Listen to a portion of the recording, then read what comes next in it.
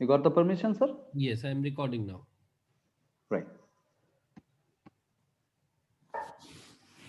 Great. So any question? Anyone has Sir, any question? so how the theory goes for the fever that is caused due to the external environment?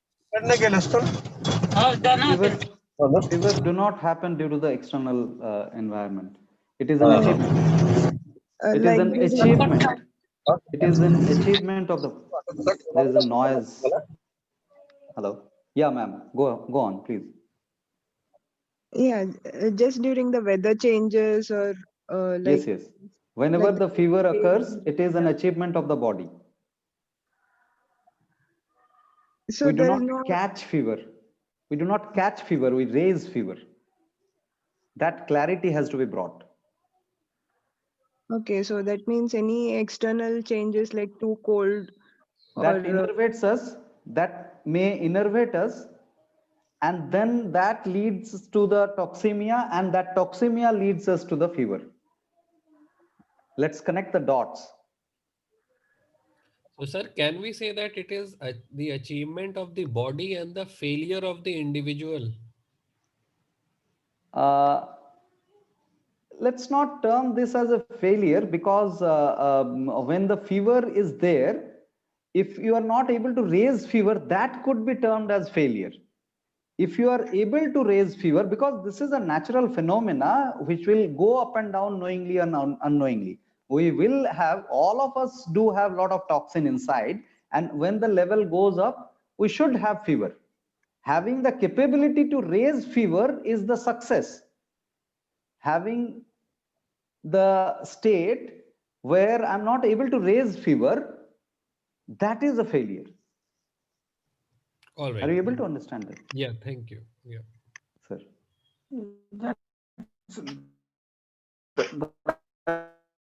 That's a wonderful explanation. Yeah, the clear part. So it's to something which has happened. So it's Yes. Yes, yes, yes. So now, shall we go to the next topic, because this is a related topic. Now only ma'am has asked that if we catch fever from outside, so that leads to the next topic of infection. That the fever due to infection, many times we have proposed so. So let's dive a little deeper. What is the infection? What is the infection according to the natural analysis and natural explanation? It's basically a confusion of invitee versus host. Invitee versus host. So the invitees are considered as a host because of some confusion. Are you able to understand this? Suppose Himanshu has arranged a party and invited me as a guest, and I started arranging the party. And Minu has seen me from outside uh, arranging the party, and Minu is a good friend of mine who expects that whenever I will arrange a party, I will call her, I will invite her. So she just observed that she is not invited in this party, and she started feeling bad that Kalyan is the host of this party. In spite of that, he has not invited me. So it's just a confusion that she considered me the host, whereas I was the invitee. So let's dive deep. What is the meaning of organism to start with? Organism is any life form, right? An individual, animal, plant, or single-celled life form. So microorganism is actually small organism only, which follows all the norms of organisms, that repair, respond, reproduce. These norms are followed by the microorganisms also. So all the organisms do have these three responses, three capabilities: repair, reproduce, and regulate or respond. And for these three, we have primary attraction points.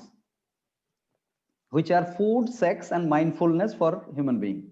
These are the point of attractions: food, sex, and mindfulness. We'll go to the sex and mindfulness later on, but this food is the primary and common attraction for everyone. If we don't get food, we are not interested to stay there anywhere. If anywhere you are going where food is missing, will you go to that place? Food is the primary attraction, right? So that is actually true for microorganisms also. Single celled small organisms also follow this norm. If the food is there, then I'll be there, otherwise I'll not be there. So all the confusion started long back in 1864.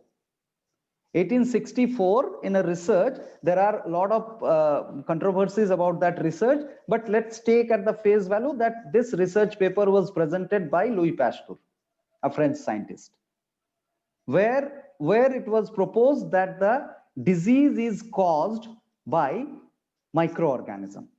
The causes of disease is microorganism. The causes of disease is microorganism. That was the proposal of this particular research that has happened that has been submitted in 1864. Now, after around 2 decades, another colleague of Louis Pasteur, Antonio Béchamp, the exact year is nowhere mentioned. The documentations are not there proper. Maybe in that institute we can find out the exact date of submission. So after 2 decades, another research was submitted and approved, named as soil theory. The previous one was germ theory, known as germ theory. So this particular paper proposes that the microorganisms are effect of the disease. It is not the cause of the disease. It is the invited aspect of the disease. So a body gets diseased first, then the microorganisms comes. And now just let's apply our common sense to identify in this corona, all these cases, whatever we see around, the most of the cases that you see, all the cases actually, but most of the cases you will be able to identify that they are chronically ill first, then they get corona infected. Just connect the dots here. So chronically ill first means a lot of toxins are already there, and now that particular infection is happening because the microorganisms are interested in that toxin. Toxin is the food for them. Now, about the microorganism, if we analyze deeply, then we'll find that microorganisms are also different categories. Few are conducive. We do have a lot of microorganisms within our cell itself, and we cohabitate without any problem. Without any problem, we cohabitate with the microorganism. Now, few microorganisms whose food is our toxin, we actually have the discomfort due to the toxin. We actually overlap the presence of the microorganism as the cause of the discomfort. The primary cause of the discomfort is the already toxin, which is there inside the body. Right? So here comes the rationales why we accept the cellular theory over germ theory. First is the year of introduction. Those who are in the research field, they will be identifying this, that the later research is always an advanced research. May get accepted, popularized or not, that's a different thing. But if it is an approved research, then the later research is the advanced research, because in every research we have to mandatorily have to do a work on review of the related literature. Those who have done research, they can vouch for this, that a mandatory step is the review of the related literature. So soil theory has reviewed germ theory and proposed its conclusion. Number one. Number two is the cause and effect explanation is a rational explanation, absolutely, and understandable, and it goes with the understanding of the raising of the toxemia state.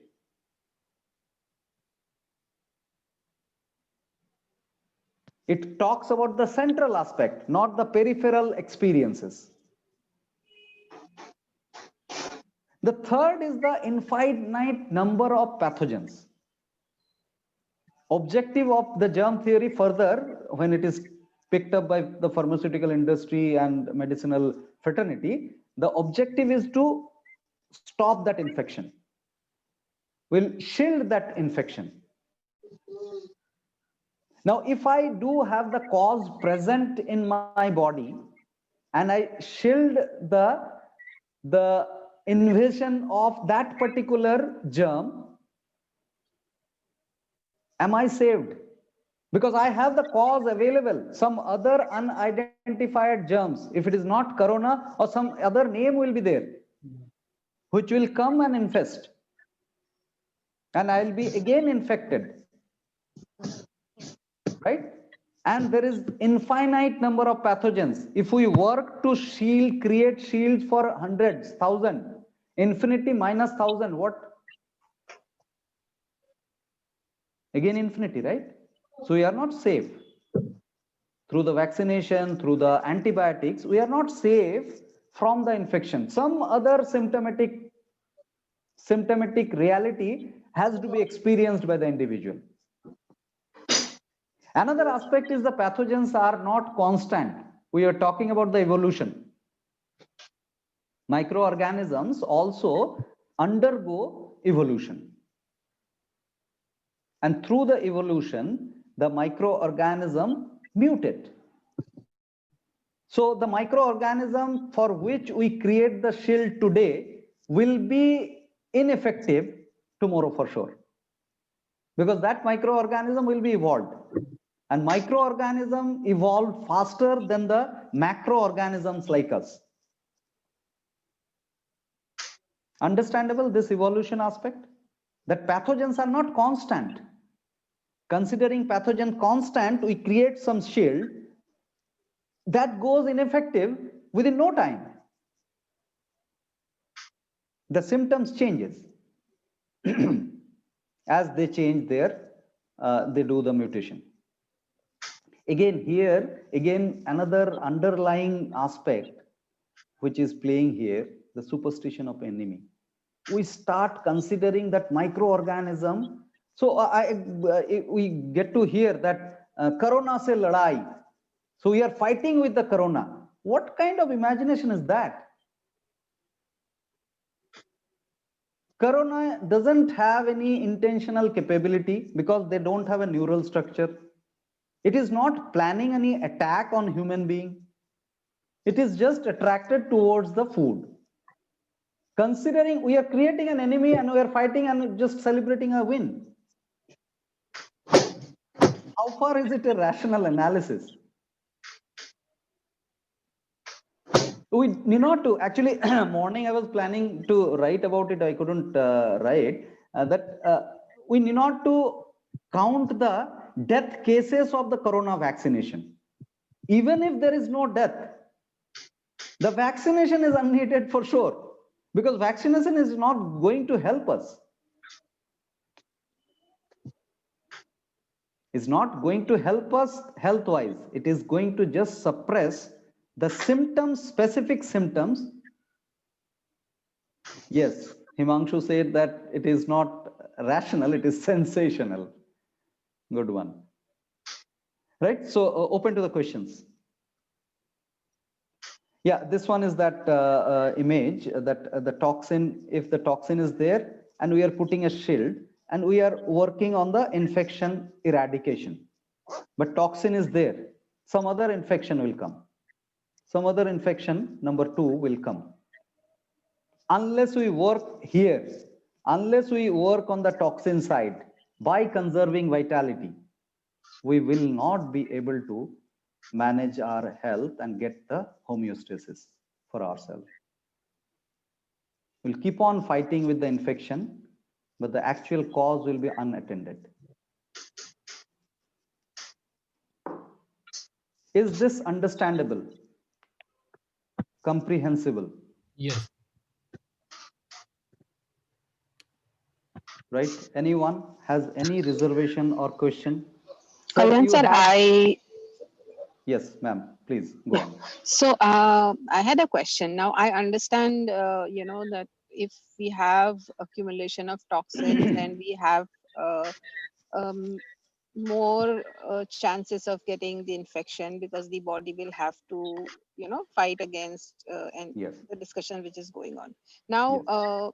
I am completely in sync with that idea. But my question, when we are talking about this vaccine and, the protection or whatever against the infection, now, there are a lot of people who have even physical limitations because of which it can be, they can be more susceptible for any kind of infection or, Can you toxins or what. specify that limitation, ma'am? Yeah, so like specifically when we are talking about this corona condition, this is again I'm taking it as an example. Like you are also taking it as one Yes, example to yes, ma'am, understand the concept. So ma'am. there, it was said that a lot of people who have weak lungs or weak heart, due to XYZ reason, they are more prone to catch infection or go into that severe condition due to the infection. Because I've also, I've known a lot of people who, got the infection. They didn't even know that they got the infection and they were all fine. And then there were people who suffered like for months because of the infection, because of their precondition.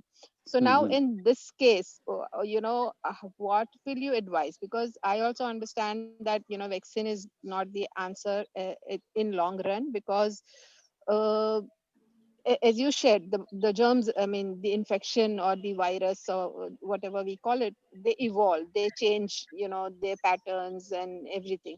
So we don't know what we are protecting ourselves from. But then what are the options for people who are already in that zone, which are like more susceptible or risk, zone? Yes, yes. So for them, So, even if they're following like a natural way of living and everything, it's going to take them a long time to eliminate those toxins or come out of their condition, to be strong enough not to worry about infection. So anything on this? yes, yes, yes. So, first thing first, the first eligibility to take the responsibility is to improve the understanding. The first eligibility to take the responsibility is improving the understanding of the individual. So first thing is whether that individual is really interested by taking the responsibility in his or her own hand. That's the first eligibility. If yes, then there are a lot of options available of improving the conservation of vitality. Because we need to unblock, we need not to do anything extra. We need not to do anything extra, we need to unblock. Yeah, guys, those who are, please unmute those who have not unmuted.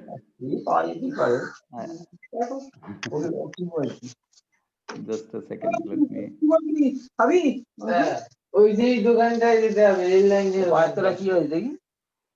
একদম মাংস মতো দেখা তো দুপাই হয়েছে ওটা কি মাংস আরে ও গরমকাল হলে না না দেখি ওই পাটা দেখি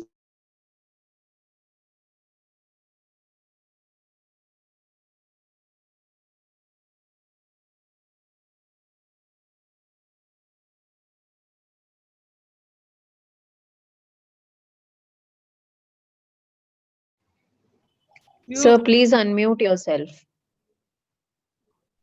Myself, okay, okay. So that is the primary eligibility of understanding whether that individual is interested to understand this logical few simple things.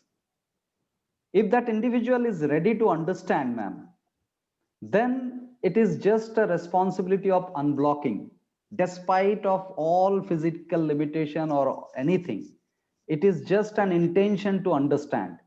After that, that individual needs to unblock. We'll understand the implementation tips today. Today we'll have elaborated steps, what to do kind of steps will be there. So that can be adopted by anyone. If some factors, we will be sharing 10 factors today. So out of the 10 factors, if a couple of factors are not manageable, suppose, if the food is not manageable, someone, that I'm not able to change my food. Okay, change the other things. Are you honest enough to change other things or not? Then even in the food, if you can add something extra, which is natural, whatever your existing food pattern, do not leave that. Just add some natural food in your diet. Then slowly and gradually you'll see the changes of the movement of the attraction towards the unnatural food. So are we open to this kind of freedom movement inside? Are we interested to free ourselves, taking the responsibility in our hand? Does that answer, Kekul ma'am? So more or less, I'm sorry, more or less, Yes. I understand what you're trying to share. But, Hmm. I'm asking this based on a personal experience. Now, somebody who already knows that has limitation, like even structural limitation, right, of something which is different than a normal human being.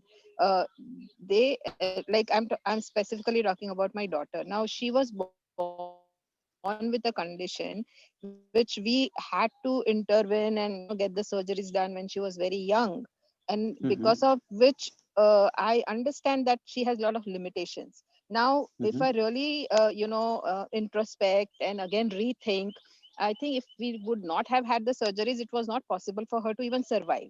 So that was not optional. It was not done, because we didn't believe in natural way or this or that, but it was a physical condition which, we had to intervene.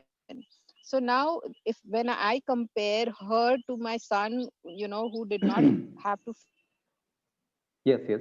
Go on, please, ma'am. Hello, ma'am. We lost your voice.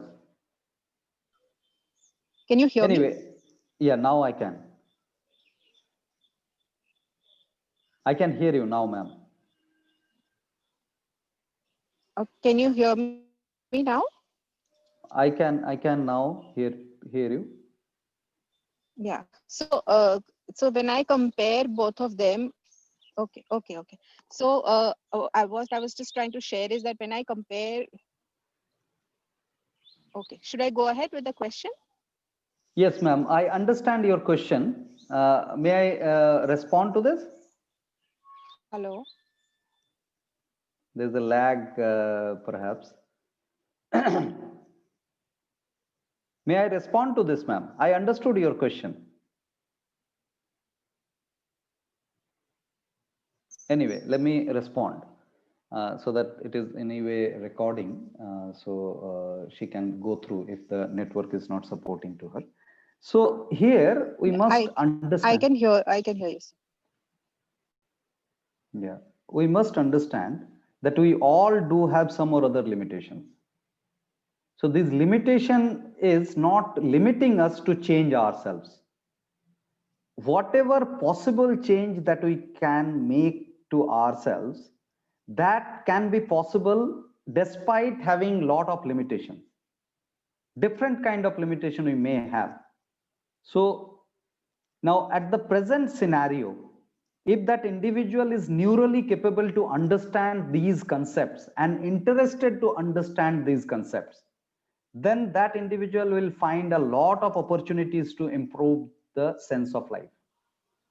So The I conservation of it. completely, yeah, you can hear me now, right? Yes. Yeah, so I completely agree with what you're trying to say, and of course, very open to that whole idea of implementing this entire thought process. But I'm just trying to understand the comparatives when it comes to a person who has limited capacity, is in physical limitations versus a person who does not have any limitations as such, with Yeah, same that kind of needs a specific understanding, analysis. same kind of That sincerity towards. Yeah, that Okay. needs a specific analysis, ma'am. So that we can after this workshop we can schedule a call and we can discuss that specifically. But the framework is the possibility is tremendous. Despite a lot of limitation, we can improve Sure. our sense of life, right? So just the condition is if the individual is grown up, then one has to have the Okay. Sure. Thank you. So if you can. seeking aspect, that I want to understand this seeking aspect should be there in the individual, number one. And number two, if the individual is not grown up, then the immediate caregiver needs to understand that. In immediate caregiver, primarily the parents perhaps, right? So we have 10 minutes to go, so we can touch upon this deficiency and proceed if no question is Yes. there. If anyone is having any question, then we can take up this topic in the next session. Kalyan sir, I have a question here. Can we go Sure. to the previous diagram which you showed? Yeah, this one. So, Yes. so what you mentioned was that there are toxins in the body, and when the toxin level increases, and the natural conserved vitality does not have the power to kind of eliminate these toxins. So, and these toxins are primarily the food for whatever microorganisms are there in the body, or are kind of coming in from outside. So Yes. they are basically a natural way of the body to invite kind of microorganisms so that they can be eliminated from the body, basically because they are food for the for those microorganisms. Yes, Is that yes. It's a natural process, and in fact, microorganisms eat up the toxin. That's one way is a help, but we definitely cannot bring microorganism and put it so that we can be helped, right? It has to be a natural process. It has to be a natural process, right? And another question which Dr. Dubey asked yesterday, that polio eradication, whether it is One identified. question was polio eradication by vaccination. We are at the verge, and smallpox already has been eradicated. And another question was hepatitis B vaccine. Hepatitis B has taken many lives throughout world, and hepatitis B vaccination has protected many patient or person from getting infection from this chronic illness and liver chronic liver disease and liver cirrhosis and carcinoma liver and all. So how Yes. you see this perspective? Yes. So first thing first, the polio eradication. So that's one example. I'll just explain. That will cover other diseases also. So this polio is necessarily a symptom, yes or no? Symptom of toxemia. Now, with some arrangement, we human being are feeling that we have successfully eradicated polio vis-a-vis a symptom from mankind. Yes, okay, so what? So what? The cause is unattended. The cause is unattended, and if Professor Ainapur is there in this session, is he there? Sir, are you there? He can share a lot of documents.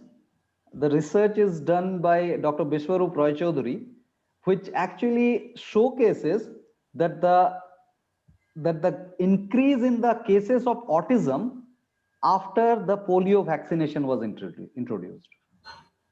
So here we must understand that the polio is anatomical problem, anatomical symptomatic problem, which is a physical problem. Try and understand those three domains aspect: physical, physiological, and psychological.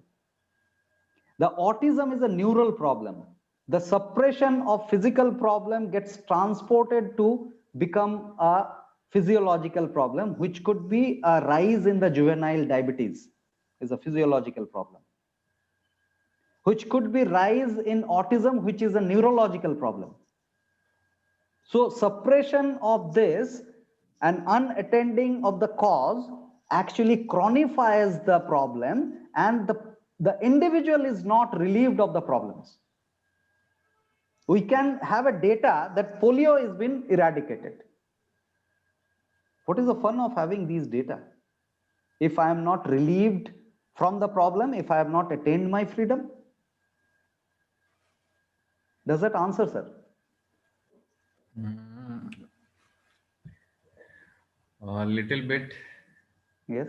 No, not much convinced at this point. I don't know. Please argue, sir. Problem, then it is irreversible.